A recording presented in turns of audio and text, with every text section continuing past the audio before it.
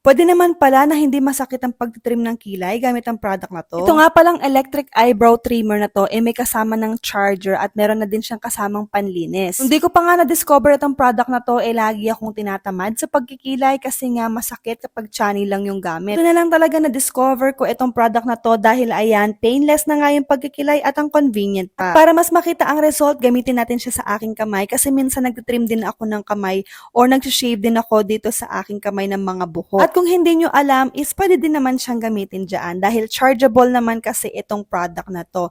And dito nga yung kanyang plug-in, tapos ayan, ilagay nyo lang siya, tapos i-plug in nyo na siya and ganito yung itsura kapag naka-charge. Titigil yung pag-iilaw niyan kapag full charge na siya. Tapos paglilinisin mo naman, bubuksan mo lang yung sa taas, tanggalin mo yung blade and gamitin mo yung panlinis para i-brush yung mga buhok na nasa loob na. Tapos ibalik mo lang ulit siya kung paano mo siya tinanggal. Meron naman siyang manual actually kaya hindi ka mahihirapan kapag maglilinis ka na nitong product na to. And ganyan nga siya kaganda at super liit lang.